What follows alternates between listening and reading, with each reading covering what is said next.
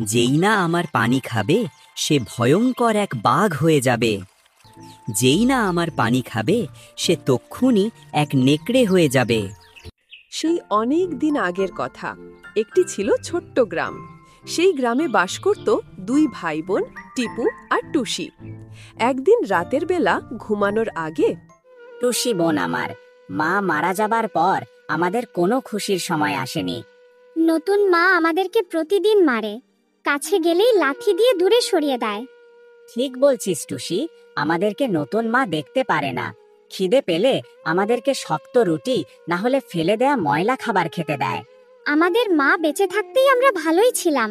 আমাদের এই দুঃখের কথা মা জানতে পারলে অনেক কষ্ট পাবে।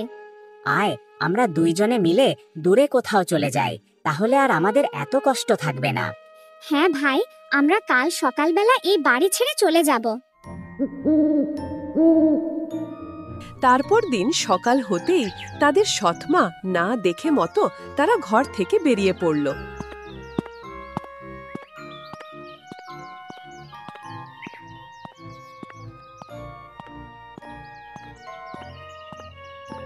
তারপর তারা গ্রাম পেরুতেই পুরো আকাশ মেঘ করে বৃষ্টি আসলো।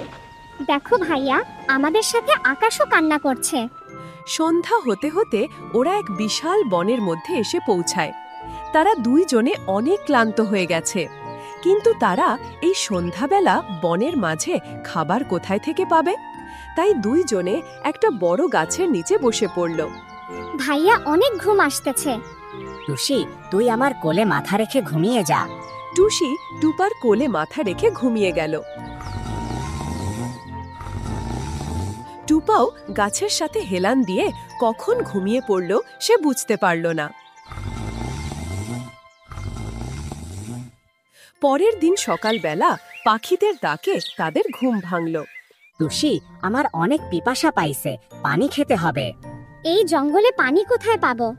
কাছেই মনে হয় একটা ঝর্ণা আছে। আমি পানি পড়ার ঝমঝম শব্দ শুনতেছি। ঝর্ণার কাছে গিয়ে ঝর্ণা থেকে পানি খেয়ে নিব।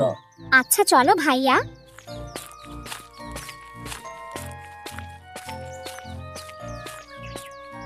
তারপর টিপু আর টুসি বনের মধ্যে ঝর্ণার খোঁজে হাঁটতে থাকলো। ওইদিকে ওদের সৎমা, যে কিনা আসলে এক ডাইনি বুড়ি ছিল, সে তার জাদুর মাধ্যমে টিপু আর টুসি সব কিছু দেখতেছে। যখন টিপুর তেষ্টার কথা জানতে পারে তখন সে, আরে বাড়ি থেকে পালিয়ে যাওয়া, দাঁড়া মজা দেখাচ্ছি। তখন সে বনের সব ঝর্ণাকে জাদু করে পেলে। টিপু টুসি হাঁটতে হাঁটতে একটা ঝর্ণার কাছে এসে দাঁড়ালো। টিপু পানি খাবার জন্য ঝর্ণার কাছেই বসতেই টুসি তখন শুনতে পেল ঝর্ণাটা ঝমঝমিয়ে বলছে, যেই না আমার পানি খাবে সে ভয়ঙ্কর এক বাঘ হয়ে যাবে। টুসি সাথে সাথে বলে উঠল, ভাইয়া, পানি খেও না। পানি খেলে তুমি ভয়ঙ্কর বাঘ হয়ে যাবে। টিপু টুসির এমন কথা শুনে আর পানি খেলো না। আচ্ছা, আমি এই ঝর্ণা থেকে আর পানি খাবো না। চল এর পরের ঝর্ণা থেকে পানি খাবো। তারপর তারা আবার পরের ঝর্ণার দিকে হাঁটতে থাকে।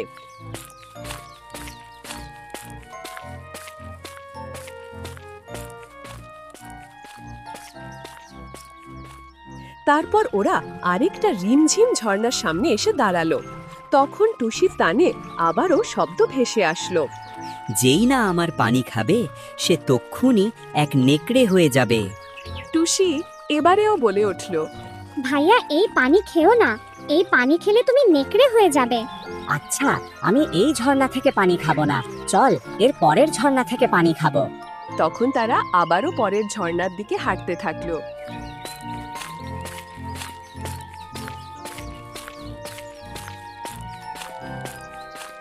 কিছুক্ষণের মধ্যে তারা ঝর্ণার কাছে এসে পৌঁছালো।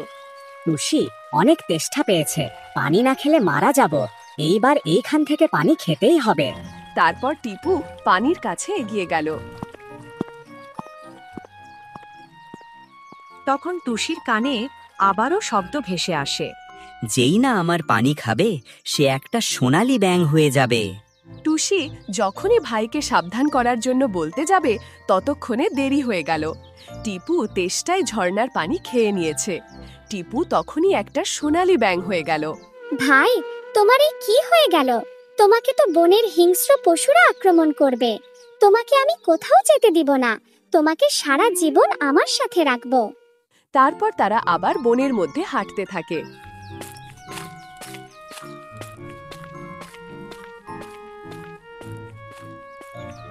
কিছু দূর তারা হেঁটে যাবার পর ওরা একটা বাড়ির কাছে এসে পৌঁছালো। বাড়িতে কেউ আছে কিনা দেখার জন্য টুসি ডাকতে থাকলো। বাড়িতে কি কেউ আছেন? এই বাড়িতে কি কেউ আছেন? মনে হয় বাড়িতে কেউ নেই। চলো ভাই, বাড়ির ভিতর গিয়ে দেখি।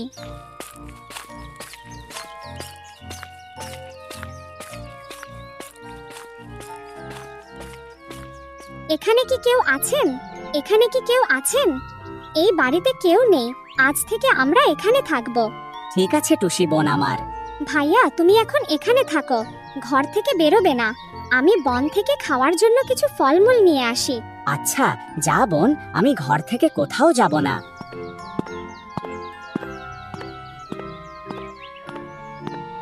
তারপর টুসি বনে গিয়ে গাছ থেকে ফল ফেড়ে বাড়ি নিয়ে আসলো। এই নাও ভাইয়া, ফল খাও। টুসি, ফলগুলো অনেক মিষ্টি আছে। খাওয়া শেষে টুসি বলল, ভাইয়া, তুমি যদি আগের মতো ভালো হয়ে যেতে কত না ভালো হতো। আমরা এখানে সুখে শান্তিতে বসবাস করতে পারতাম। আমাদের কোনো দুঃখ থাকতো না। টুসি প্রত্যেক দিন সকালে বন থেকে আপেল, আঙ্গুর, জাম, বিভিন্ন ধরনের ফল নিয়ে আসতো।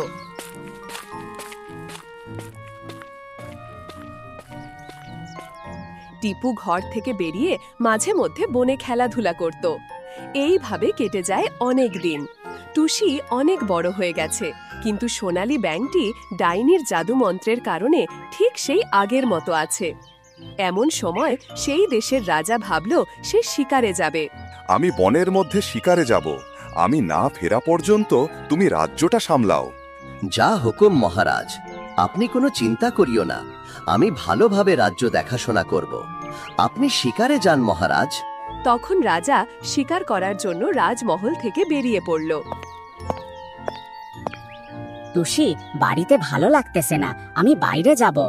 না ভাইয়া, তুমি বাইরে যাবে না। বাইরে গেলে তোমার বিপদ হতে পারে। কোনো বিপদ হবে না, এখানে আর ভালো লাগতেছে না, তাই বাইরে থেকে একটু ঘুরে আসি। আচ্ছা তাহলে যাও, সাবধানে যেবে। আর কিন্তু বেশি দূরে যাবে না, তাহলে বিপদ হতে পারে। সন্ধ্যা হওয়ার আগে বাড়ি চলে আসবে।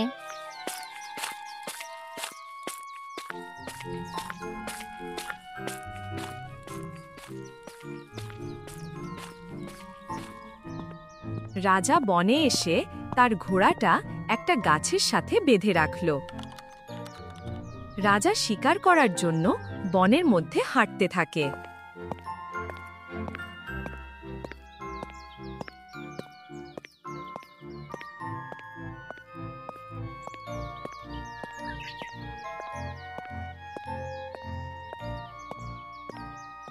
এমন সময় সে দেখতে পেল সেই সোনালী ব্যাঙটি।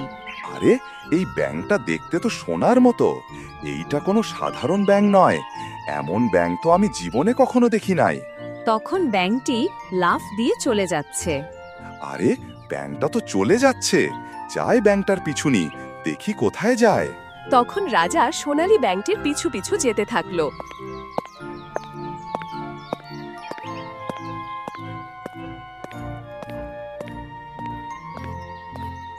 ব্যাঙটি বাড়ি ঢুকে গেল। আরে, সোনালী ব্যাঙটি বাড়ি ঢুকে গেল। এখন কি করা যায়? আচ্ছা, বাড়িতে কেউ আছে কিনা দেখি। তখন রাজা ডাকতে থাকলো, বাড়িতে কেউ আছেন? বাড়ির ভিতর কি কেউ আছেন? তখন বাড়ির ভেতর থেকে টুসি বেরিয়ে এলো।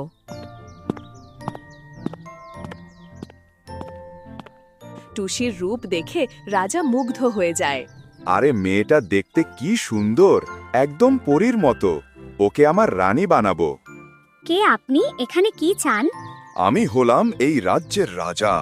আমি এই বনের মধ্যে শিকার করতে আসছি। বনে এসে একটা সোনালী ব্যাঙ দেখতে পায়। তখন সোনালী ব্যাঙটার পিছু পিছু এখানে চলে আসি।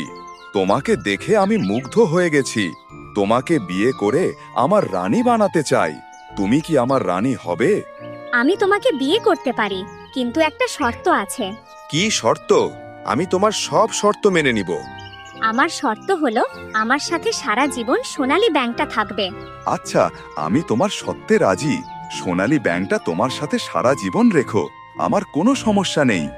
তারপর তারা সবাই মিলে রাজ্যে ফিরে গেল।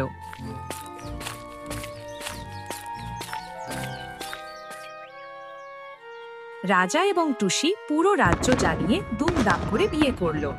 তারপরে টুসি রাজমহলে রাজার সঙ্গে সুখে শান্তিতে বসবাস করতে রাখল। টিপু টুসির সুখ দেখে সেও অনেক খুশি। রাজা এবং টুসির বিয়ের কথা পুরো রাজ্য ছড়িয়ে পড়ল। খবরটা টিপু টুসির সৎমা ডাইনির কাছে পৌঁছাতে, তখন সে রেগে রাজমহলে চলে আসে। আমি বনের মধ্যে জাদু করেছিলাম, মনে করেছি তোদের এতদিনে বনের কোনো হিংস্র পশু খেয়ে ফেলেছে। তোরা এখনো বেঁচে আছোস, আর এখন রাজাকে বিয়ে করে এই রাজ্যের রানী হয়ে গেছোস। তোকে এখন মেরে ফেলবো। এই রাজ্যের রানী হবে শুধু আমার মেয়ে। তোকে মেরে তারপর রাজার সাথে আমার মেয়েকে বিয়ে দিব। ডাইনি সব কথা পিছন থেকে রাজা শুনে নেয়। তখন রাজা দেরি না করে তার তলোয়ার দিয়ে এক কোপে ডাইনির গাঁট থেকে মাথা আলাদা করে দেয়। সঙ্গে সঙ্গে ডাইনি মারা গেল। ডাইনি মারা যাওয়ার পর তার সব জাদু কেটে গেল। তখন টিপু সোনালী ব্যাংক থেকে মানুষ হয়ে গেল এবং তারা সবাই মিলে সুখে শান্তিতে বসবাস করতে লাগলো। বন্ধুরা, আরো মজার মজার এবং সুন্দর সুন্দর ভিডিও দেখতে চ্যানেলটি সাবস্ক্রাইব করে পাশে থাকা বেল বাটনটি অন করে পাশে থাকুন।